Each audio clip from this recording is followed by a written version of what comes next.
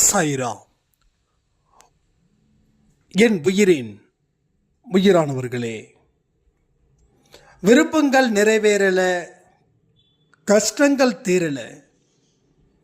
இது ஒவ்வொரு மனுஷனுக்கும் தீராத வலிய ஏற்படுத்துது. கடைசி நம்பிக்கை கடவுள். அங்க போனாலும் துன்பம் நம்மளை விடுறது போலவே இல்லை. கடவுளுடைய காலே நம்ம வாழ்க்கை அப்படின்னு நினைச்சா கூட, அவரோட காலை பிடிச்சுக்கிட்டு இருக்கும்போது கூட நமக்கு துன்பங்கள் ஒரு பெரிய தொடர்கதையாகவே மாறி நிற்குது. இதை வெல்வதற்கு வழிகள் இருக்கா இல்லையா? கடவுள் இருக்காரா இல்லையா? இதை நம்ம தெரிஞ்சுக்காம கடவுளை வணங்குறதுல எந்த அர்த்தம் இல்லை, கிடையாது, எதுவும் கிடையாது. அதனால நல்ல தெளிவாக புரிஞ்சுக்கோங்க.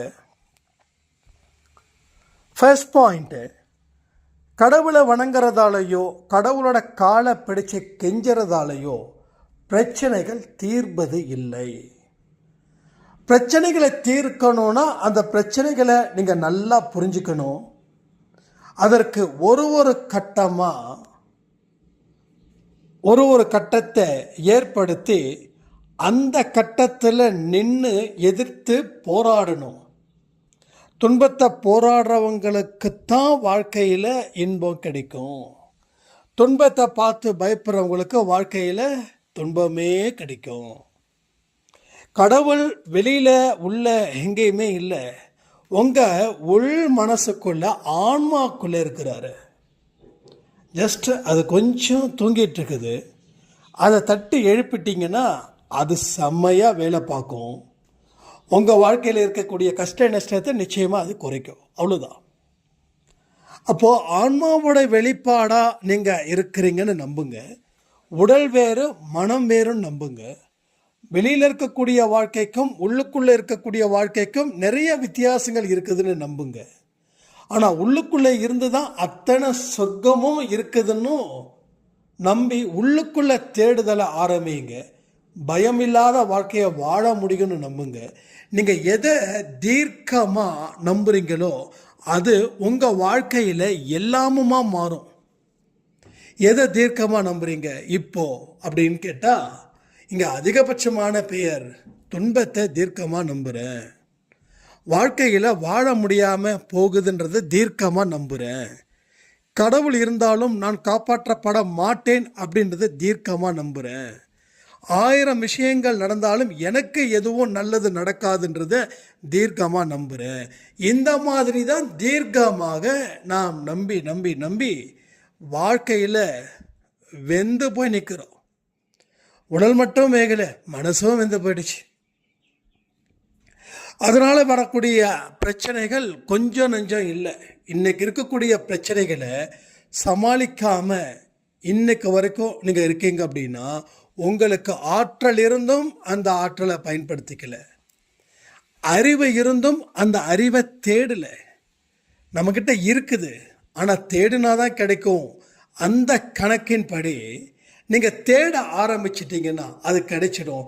கிடைத்த அறிவை பயன்படுத்தி கொண்டு வாழ்க்கையில் நீ முன்னேறு. இதுக்கப்புறம் நீங்கள் கடவுளை வணங்கும் போது தான் அந்த ஆற்றல் இன்னும் கூடும். இப்போது ஒரு வண்டி நிற்குது, எவ்வளோ பெரிய கார்னு வச்சுக்கலாம். எவ்வளோ பெரிய காராக இருக்கட்டும், விலை உயர்ந்த காராக இருக்கட்டும், கோடி ரூபாயாக இருக்கட்டும், இல்லை மில்லியனாக கூட இருக்கணுங்க, பிரச்சனையே இல்லைங்க. அந்த கார் நிற்குது, அதுக்காக அந்த கார் ஓடிடுமா? என்ன பண்ணணும்? அதுக்கு பெட்ரோலோ டீசலோ ஏதாவது ஒன்று போட்டால் தான் ஓடும், இல்லைன்னா ஓடாது. அதே போல தான் கடவுளும் லைக் கார் போல. ஆனால் உங்கள் மனசுக்குள்ள நம்பிக்கை அப்படின்ற ஒரு பெட்ரோலை ஒரு டீசலை கொடுத்தாதான் அது பயணம் செய்யும். நிறைய பேருக்கு கடவுள் காப்பாற்றுவார்.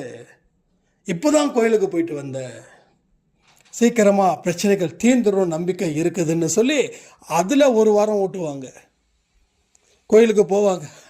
ஆனால் அங்கே எதுவும் நடக்காது. ஏன் நடக்காது தெரியுமா? நீ எதையுமே செய்யலை, நீ உட்காந்து பூஜை பண்ணிக்கிட்டு விளக்கு ஏற்றிக்கிட்டு இருந்தால் மட்டும் நடந்துருமா? அப்படின்னா எத்தனையோ பேர் பண்ணாங்களே, கடைசி வரைக்கும் துன்பத்தோடு தானே போனாங்க. அதான் ஒரு விலை வந்த கார் இருக்குது, அதை பார்த்துக்கிட்டே இருக்கிறோம். அதே மாதிரி எல்லா சக்தியும் நிறைந்த கடவுள் இருக்கார், அவரை பார்த்துக்கிட்டே இருக்கிறோம். நீங்கள் பார்க்குறீங்க, அவர் உங்களை பார்க்குறாரு. ஆனால் இடையில எதுவுமே வண்டி ஓடலை. அந்த நம்பிக்கைன்ற விஷயங்கள் உங்கள் வாழ்க்கையில் இருக்கணும். பொறுமை அப்படின்ற விஷயமும் உங்கள் வாழ்க்கையில் இருக்கணும்.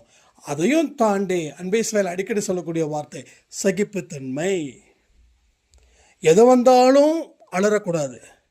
எது வந்தாலும் இப்படி தான் என் வாழ்க்கை இருந்துடுமோன்னு நினைக்கவும் கூடாது. ஸோ எது வந்தாலும் ஏற்றுக்கொள், பழகிக்கொள். அதில் இருந்து உன்னோட வாழ்க்கையை ஆரம்பிச்சிடு. அந்த ஆரம்பம் இருக்கே, அந்த ஆரம்பம் என்னைக்கு நம்ம மனப்பூர்வமாக அதை ஸ்டார்ட் பண்ணுறோமோ அன்னைக்கு உங்களுக்கு தேவையான அத்தனை நல்ல விஷயங்களும் தொடர்ந்து உங்களை நோக்கி வரும். நம்மளாம் ஒரு ஈர்ப்பு சக்தி மாதிரி இருக்கணும். ஒரு ஈர்ப்பு சக்தி, எதை ஈர்க்கணும்னு நமக்கு தெரியணும். அப்போது அதை மட்டும்தான் ஈர்க்கணும், கண்டதை ஈர்க்கக்கூடாது. கண்டதுன்னா என்னது? எதெல்லாம் வாழ்க்கைக்கு அழிவை தரக்கூடியதோ அதுதான் கண்டது. எதெல்லாம் வாழ்க்கைக்கு நல்லதை கொடுக்கக்கூடியதோ அது வாழ்க்கைக்கு முன்னேறுவதற்கும் கடவுளை நெருங்குவதற்கும் அது பயன்படும். இப்போ அன்பே இஸ்ராயேலில் சொல்லக்கூடிய அத்தனை விஷயங்களை நீங்கள் எத்தனை விஷயங்களை செஞ்சீங்கன்றது உங்களுக்கு தான் தெரியும். அப்போது முழுவதுமாக செய்தவர்கள் இங்கே பலன் அடைகிறார்கள். அரையும் குறையுமா செய்தவர்கள் அரை கிணறுல இருக்கிறாங்க. எதையுமே செய்யாமல் வேடிக்கை பார்த்துட்டு இருக்கிறவர்கள் பயணத்தை ஆரம்பிக்கவே இல்லை. அப்போ பயணத்தை ஆரம்பிக்காதவர்களாக நீங்கள் இங்கே அன்பே இஸ்ராயேலில் நிறைய பேர் இருக்கீங்க, நிறைய பேர். ஏன்னா எனக்கு வந்த ஒரு வைப்ரேஷனில் இங்கே எல்லாருமே என்னமோ ஒரு மாதிரி கேட்டுக்கிட்டே இருக்கோமே தவிர யாருமே ஆரம்பிக்கலை. ஒரு வெத்து இடம் இருக்குன்னு வச்சுக்கோங்களேன். ஒரு கிட்டத்தட்ட ஒரு 10 ஏக்கர் இருக்கும். அதை நம்ம சும்மா ஒரு 8 சென்ட்டு ஒரு 4 சென்ட்டு வீடு வாங்கியிருப்போம். அப்போ என்ன எல்லாம் வாங்கியிருக்காங்க, ஆனால் யாரும் வீடு கட்டல. ஒருத்தன் வீடு கட்டினாங்கன்னா இன்னொருத்தன் வீடு கட்டுவோம். அது மாதிரி ஆயிடுச்சிங்க. எல்லாம் பார்த்துக்கிட்டே இருந்தால் அது பார்த்துக்கிட்டே தான் இருக்கணும். ஜஸ்ட் ஆரம்பிங்க.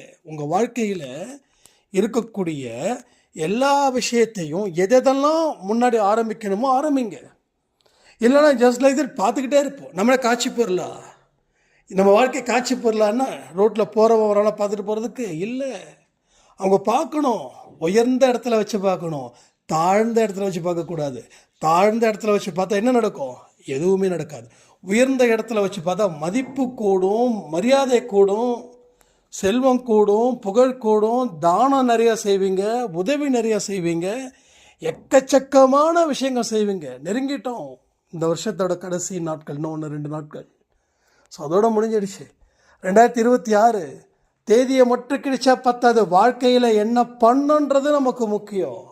2025 எப்படி இருந்ததுன்றதை கமெண்ட் பண்ணுங்கள். என்னமோ இந்த பதிவு திடீர்னு கொடுக்கணும் போல் இருந்துச்சு, அதுக்கு தான் இந்த பதிவு. காலையில் 12 மணிக்கு ஒரு பதிவு கொடுத்துருக்கேன். அது ரொம்ப ரொம்ப இம்பார்ட்டன்ட். பெண்களுக்கு ஏற்பட்ட கஷ்டத்தை தீர்ப்பதற்கான பதிவை நம்ம கொடுத்துருக்கோம். அதை மறக்காமல் நிச்சயமாக பார்க்கணுன்னு சொல்லி கேட்டு இந்த பதிவை நான் முடிக்கிறேன். ஜெய் சாய்ராம்.